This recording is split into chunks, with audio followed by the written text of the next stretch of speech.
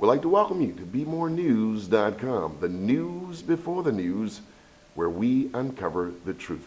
We're here in the District of Columbia on Capitol Hill with Baltimore's beloved Congressman Elijah Cummings. Hello, sir. How are you? I'm doing great. We're very grateful and humbled to be in your office. Thank you for taking the time. We know everybody wants to see you. What have you been working on? How's the committee? You're working on a committee that oversees some peering or investigations into the president? Yes. I am the ranking member, which means the highest ranking Democrat on the Government and Oversight Reform Committee. And what this committee does is that we are the investigative committee for the Congress of the United States. And this is the same committee that used to be known as the Burton Committee that investigated President Clinton, Whitewater, all those so-called scandals that were investigated. This is the committee. And so now we have a fellow named Darrell Issa, who's the chairman, and I am the ranking member. So a lot of people don't understand it. Those who have power, in other words, if you have the majority in the House, then your side becomes the chairman of the committee. If you don't have the majority and you're in the minority, the highest level minority member is called the ranking member. So this happens for every president?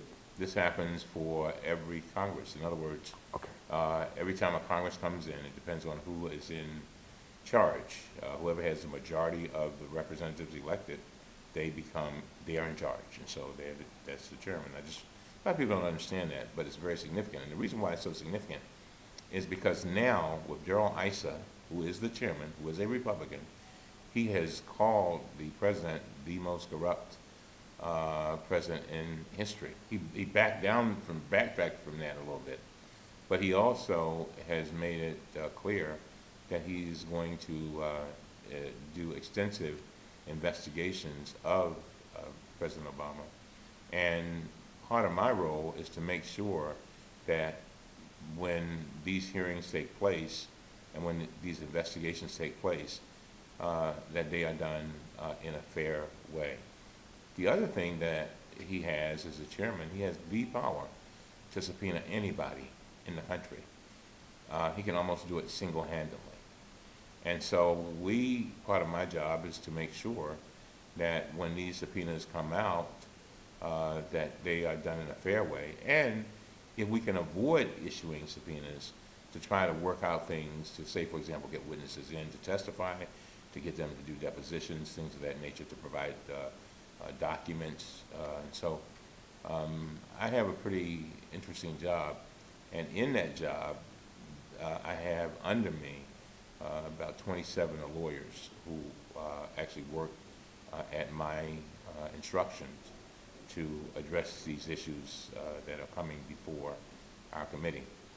One of the things that Mr. Issa has also done is he has written 170 companies and said, these are basically very large companies, and said, look, we've got too many regulations. Which regulations would you like to see repealed because they are, quote, job killers, end of quote.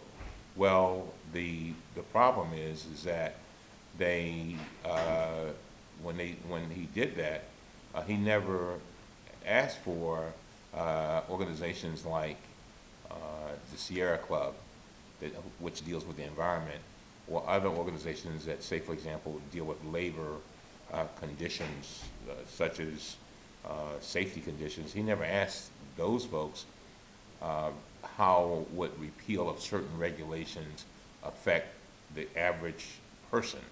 And so part of my job now has been to bring some balance to that discussion. It's not enough to just come in and say, I don't like OSHA rules, so you should get rid of them. And so then you've got people who, they come to work, they work hard, and instead of going home at the end of the day and hugging their wife, they send them back in a coffin because of some safety problems that were not carried out properly, or because there were no regulations to control those situations. So that's a big issue that we're dealing with right now. The president has said, look, if we have regulations that are outdated or don't make sense, that's fine. But our number one goal is to protect the health, welfare, and the safety of Americans with these regulations. Now, but when you only get one side of it, and that is that, well, I don't like this regulation because it's too burdensome on me, or I don't like this regulation because it's going to cost me some money, or it's going to cause me to, say, have to spend a day teaching people at my steel plant about safety, and I don't want to use that time and those resources and that energy, then that's a one-sided situation. So what we're trying to do is bring balance to that whole discussion. How is our economy right now? There have been a number of extensions. How far are we from a compromise? Well, first of all, I think the problem is this, Donnie. We have a situation where the Republicans basically, first of all, the problem is this. We have a situation where everybody agrees that we cannot continue to spend at the level that we've been spending. Keep in mind, most of our deficit is due to two wars, which were not funded, and to a prescription drug program that was not funded. So a lot of the deficit that we're dealing with was actually begun long before this President President Obama became president. That's number one. Number two, we realize that, though, that we can't keep spending at the level that we're spending. Democrats are saying, okay, let's cut, but let's cut carefully, and let's cut so that we do not extinguish the job growth that we've had. We realize we've got a fragile economy, so we've got to be very careful in our cutting. And Democrats have been saying, look, you don't want to cut off your future while you're cutting. So in other words, for example, you don't want to be in a situation where you would do what the Republicans have said, that is slashing Pell Grants by $845 per student. That's a lot of money for a student at Morgan State University or Howard University. You want those kids to be able to go to school. You don't want to slash the WIC program, because that allows your babies to be able to grow up to be healthy and for their minds and their bodies to develop. You know, you don't want to slash things like money for the IRS audits, taking $600 million from IRS this year is what the Republicans want to do, because what does that do? That means that you won't be collecting the kind of money that you need to collect. So we all agree that the cuts are necessary. Again, Republicans want to do I call it a hatchet job, just come and just cut down and slash everything. Democrats want to do more or less a scalpel job, more like heart surgery, just carefully trying to make sure that we don't make cuts that hurt those who are already hurting, that we do things to keep our economy going, that we don't do anything to disrupt the fragile progress that we've made with regard to the economy, and that we help to add value to the middle class, and at the same time address our debt and deficit and create jobs. That's what we're all about. So now we're at a point where the Republicans are saying we want to cut a whole lot, and the Democrats are saying we don't want to cut as much. We don't mind cutting over the long run, but we don't want to do anything to be harmful. And that's where we have an impasse. It's called a continuing resolution. Every time we, right now we're trying to figure out how we fund and at what level we fund the rest of the fiscal year that we're presently in. That fiscal year ends on October 1st. So what we're doing now is the Republicans come in and they say we want big cuts. Democrats come up and say we want small cuts. So what we're doing is every 2 weeks we are coming to an agreement to keep the government working for another 2 weeks. Then we'll do it, we're doing it for another 3 weeks and then 2 weeks. But that has to end, and at some point we're gonna have to come to a compromise. Here's the most profound question I have for you.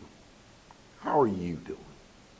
I am doing great. I mean, you have people you see all the time. I know your schedule's busy. I don't know if you ever get any time to yourself, but really. I'm doing great, Donnie, and I'm so glad you asked that question. I mean, you inspire a lot of people. Who inspires you? How do you keep going? This is truly a labor of love. It really is. You're not in this to get rich? No, this is about lifting up people. I think when I think about my life, and I think about my parents who were former sharecroppers, and I think about all that they gave to raise their 7 kids and educate us, and then I think, Donnie, about the kids that I see in my block on Madison Avenue. North and Madison. Yeah, many of them have done well, but many of them have not done well. And I'm about to give 2 major speeches, one in St. Petersburg, Florida, and one at Howard University. And both of them are entitled, "What Did You Expect?"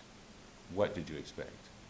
And and the theme basically is we are a product, not necessarily of our environments, but of our expectations and the expectations of others.